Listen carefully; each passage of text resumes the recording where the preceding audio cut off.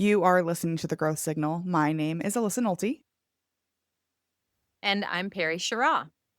and we are going to get right into it. Perry, tell us, what is your hot take? Well, my hot take is that it's all about the conversation. Whatever we're doing out there, however we're marketing, however we're connecting with our audiences, it's all about the conversation. That's pretty obvious in a podcast, I would guess, but it's a little bit harder in the 2D world where you're trying to send an email or an SMS. And that's kind of what I live in. I love this. So, one of the things that I said when I started this podcast is I didn't want it to necessarily just be two people talking about, the hot topics of the day or the current events or just me yapping into a microphone, staring into a camera by myself and talking into the void. For me, I described it as, success for this podcast looks like the front row seat to the conversations that are moving business forward. And so I love that you open with the idea of like, it's all about the conversation. But I couldn't agree more that one to one conversation seems easy compared to one to many conversation when you're talking about email and SMS. So take us through that. I mean, with your expertise, how do we take this environment, this experience where you can see my face, I can see your face, I can read your body language and turn it into something that's truly scalable, like an email campaign, like an SMS campaign?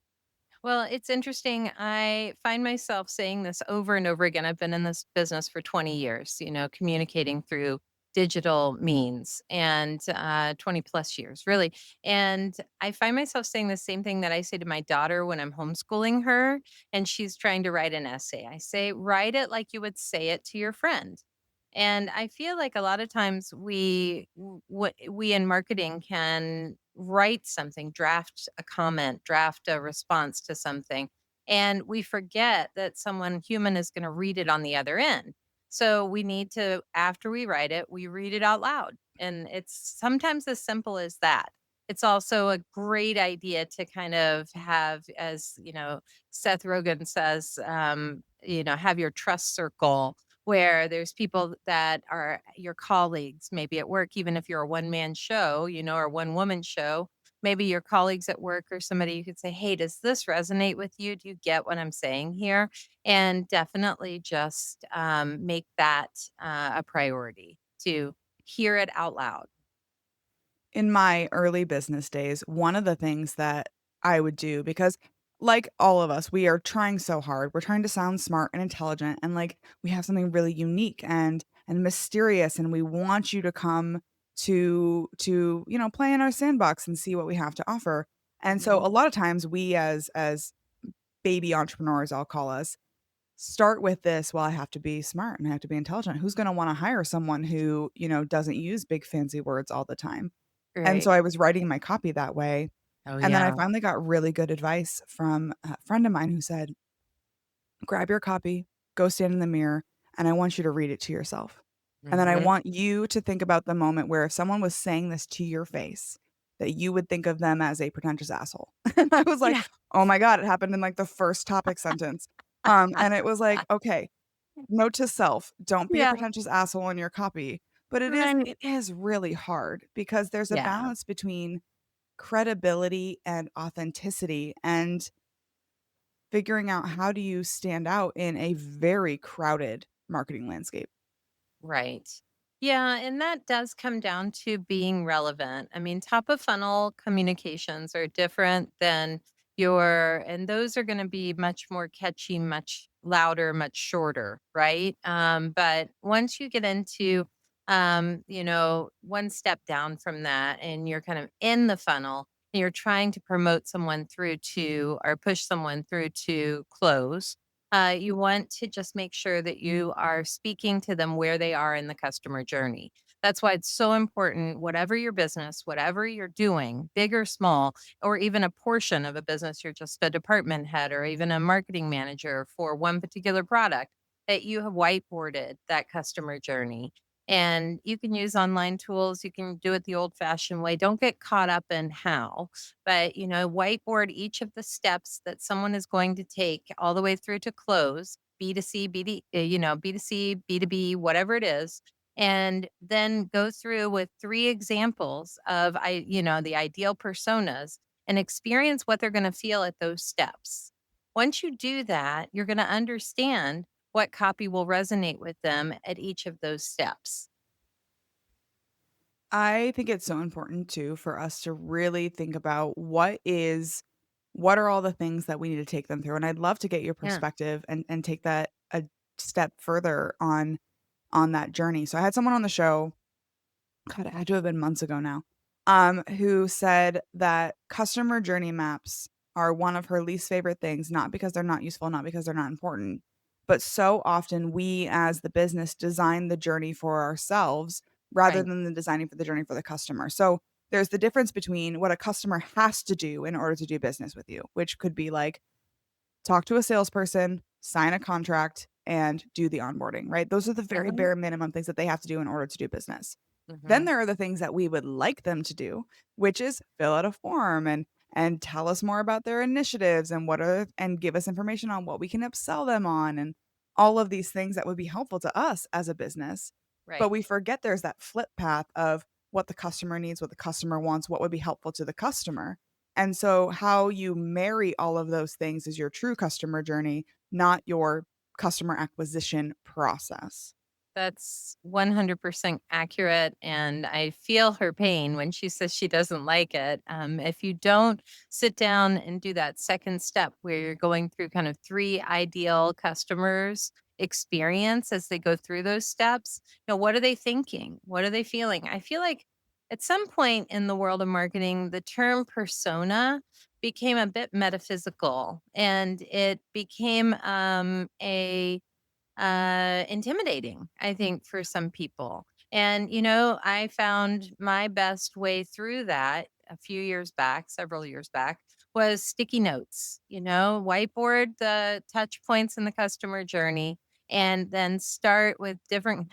I don't know if anybody will want to do this, but start with different colored sticky notes, right? One for each persona that you're going to walk through and write what they're feeling at each of the touch points in that customer journey. What is motivating them to be at that moment and what's going to motivate them? What problem are you going to solve for them to help them get to the next touch point in the customer journey? Yeah, we have to remember that the root word of persona is person, and that there's Yes. a real human being behind this imaginary character we're keeping in our PowerPoints, right? And it's Right. well intended. It's shorthand for us to like say, okay, this persona gets this journey, this persona gets that journey, right? Yeah. But if you don't Yeah. have a good rooted understanding of the person behind the persona, you're not going to be able to develop those thoughts and feelings that they're having, right? I Right. love the sticky note idea. How do we take ourselves out of our own perspectives and priorities, right? My job is to sell you on something to get you to go from I'm interested to I'm buying to I'm ready to buy again. Hmm. But that's not necessarily what the customer is here to do, right? They're here to solve a problem, to do something specific. So how do we take ourselves out of our priorities, which is closing a deal, Hmm. and really have that empathy to sit on the other side of the table and say, okay, your priorities are X, Y, and Z. Here's how I fit into your main character story rather than you fitting into mine. Well, one way that I do that is I love to have marketers talk to salespeople and hear actual sales pitches and go through just the conversation that sales is having when they get the person on the phone to really remove that brick and mortar, the lack of a brick and mortar scenario when you're talking digital. I also look at it sort of like, how would you present this to somebody or how would you discuss this with someone at a cocktail party, right? What is their response going to be? I mean, just really sort of like you said with getting in front of the mirror, get in front of some people and actually talk about some of these concepts. And maybe those people are in data form, right? But maybe you've done some surveys and maybe you understand what people want, or maybe you have one product that you're selling. It doesn't have to be a set. You don't have to go out and go to a cocktail party. I'm not encouraging anyone to drink, but you go out and you talk to either you look at the data, you find out what problems people really need solving. You start now with ChatGPT and with some of the AI, you start to just find ways to understand how people are solving those problems, how they're seeking answers to those problems. And then you really can start to put yourself in their shoes and come up with empathetic responses and empathetic guidance to get them to the solution that you're offering. And we both used the word empathy or empathetic, pointing out for our listeners, from my perspective, I think people confuse empathy with, like, sympathy, right? Or being Ah, sad for someone, like, "Oh, I'm very empathetic for you." that's a But good what it point. really is, from my perspective, is the ability to truly understand their experiences, good and bad, and see through their eyes in that moment. So it's not like a weak, squishy thing to have empathy for your No, customer. You're not feeling bad for them. You no. are understanding their experiences so that, "Hey, let's do what we all wanna do, which is sell more stuff and close more deals." Right, right. Relate. You're just relating.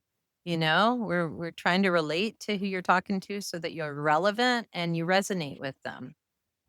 So when Absolutely.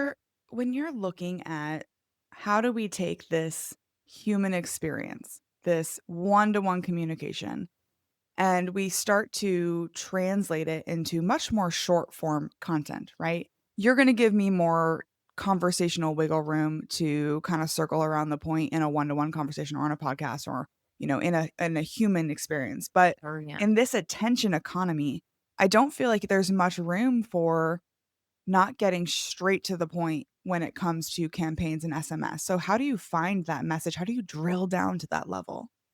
I find that you just have to layer it in on those touch points. You layer in short touch points, you layer in longer touch points. And depending on your industry, the audience is ready to absorb longer content if it is something that they're actively seeking information about. So you can start with a short, catchy touch point to draw in their attention.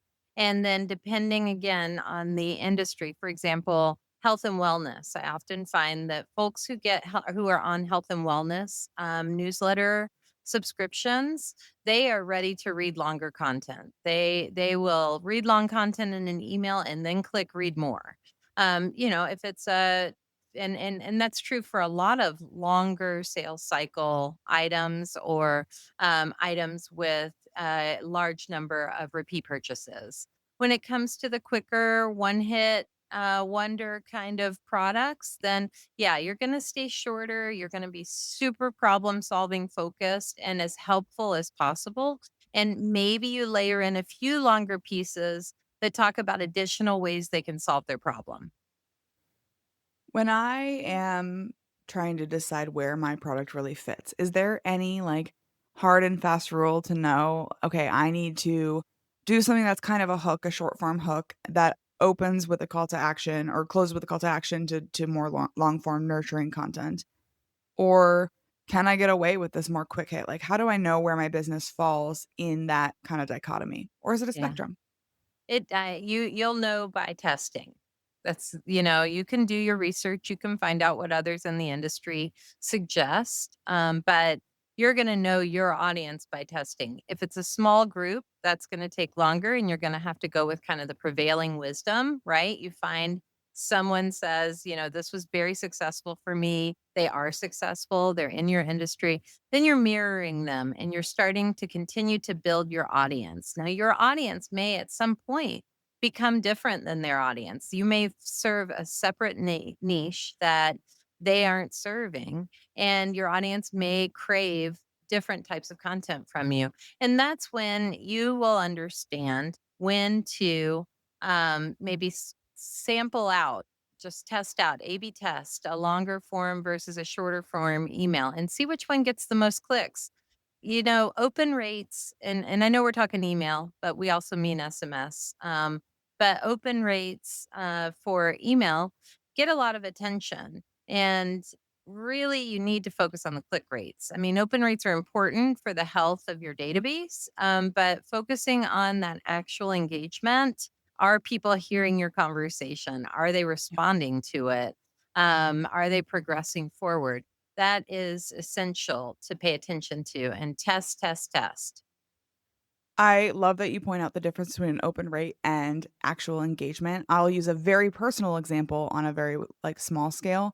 Mhm, So I am on Facebook and I am, like, clicking through my Facebook stories, like those little things that are up at the top. I mhm. am not actually looking at them. I just have this weird thing that I, like, cannot have an unread notification, it just drives me crazy. So I Okay. click through them in order to, like, make them go away. Same thing with all of my emails. My email is inbox 0, not because I've read all of your emails, but because I marked them as read because I cannot have a unread notification in my inbox, it will drive me crazy. But as Okay. I was flipping through these Facebook stories, I got a direct message from someone who was selling some product. I don't remember what it was. It was like some dietary supplement or something like that, like an MLM. And Really? she reached out to me like, "Hey, girly, I saw that you looked at my story. I would love to talk to you about my blah, blah, blah product." And I literally replied back, "I did not look at your story. I cannot have stories." So I flip through everybody's stories every day so that they get off of my dashboard. And she was like, "Oh, okay." Right? Because she mistook my view, my open for interest. It's a good point. It's a really good point. I usually find a an algorithm that I'll develop for each client based on how their audience engages with the content that we produce, and I will create an engagement score. And some platforms kind of do that for you, but I find it's kind of an intimate gauge that has to be fine tuned for each client.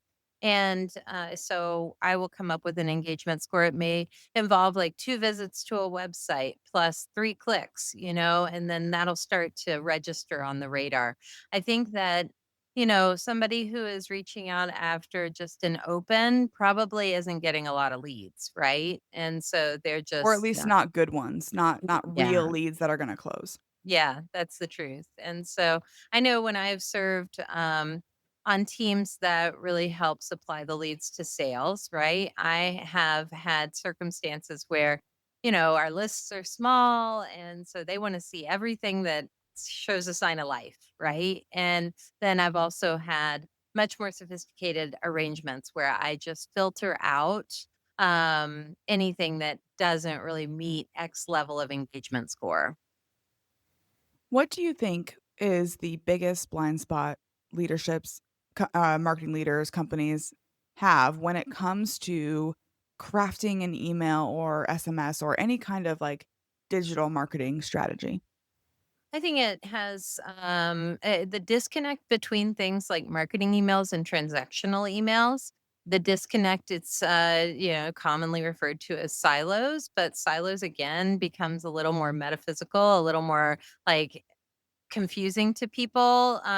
It's not about whether these people talk or not. It's do they get together on a quarterly basis minimum and really look at the whole customer journey together and make sure the handoffs are smooth, make sure that there are no gaps, that their contacts and leads and prospects are falling, slipping through. And if there could be, if they are slipping through, what communication could lift them back up into the journey, and keep Mhm. bringing them forward. I think those are the biggest losses that I always find when I take on a client. And a lot of times my clients will be marketing and sales because I do a lot of HubSpot work. And so, so that is one thing that I find once I'm kind of a year in with someone or maybe less, I've got marketing and sales talking all the time. Whereas I feel like it's often I come into an equation and they are not talking. And so it's a great advancement, I think. And a lot of our platforms have paved the way for that. But still it's amazing how many companies aren't doing it. Considering the people that you know or aspire to know, Mhm. who else is out there? Who else should we be listening to? Well, she's not necessarily a marketer, but she is someone who I think benefits every single human being or could benefit every human being on the planet. And that's Brene Brown, because I feel like she is a wonderful teacher of how to market yourself and market your self-esteem, even if maybe you don't quite have as much as you should. And she helps us all bring our own courage to a level where we can achieve our potential. And I think we've talked about it throughout this call. Having the courage to have these conversations, having the courage to share that content with a friend and or a colleague and make sure that it's up to snuff. Those are some of the things that Brené Brown's teachings help us develop the ability to pursue and follow through with. I love her. I came across her for the first time when I was listening to Adam Grant's podcast, Oh, and he was talking about vulnerability at work, and she came on and talked about the importance of vulnerability and doing this in a way that is authentic and allows people to connect. But you're right. It is really terrifying, and you do have to have a lot of courage and a lot of comfort with your own self and be willing to be vulnerable when you're showing someone something that you created, like some yeah. copy or some ideas. It can be very scary, which I think is why a lot of times we just send it out to anonymous strangers who can never, tell us what they thought versus actually talking to people about it. It's so true. I mean, you said when you just said what you said, it can be scary. I got chills. I was a news reporter to 3 million people in the 90s, right? So I have been creating and sending content out to the world. But when you said that, I still got chills Yeah. because it is scary. It's a very intense thing to send these things we create out into the world. If someone is hearing this, they love this conversation, they loved everything that you had to say, they wanna learn more or start a conversation with you, where Mhm. can they find you online? PerrySheraw.com. And so that's P as in Peter, ErrysHeraw.com. And you can just reach out through there. And I have a marketing agency as well that I can assist folks with. But, the best starting place is there. Perry, thank you so much for coming on the show today. I loved this conversation, and I know our audience got as much out of it as I did. Thank you so much. Take care.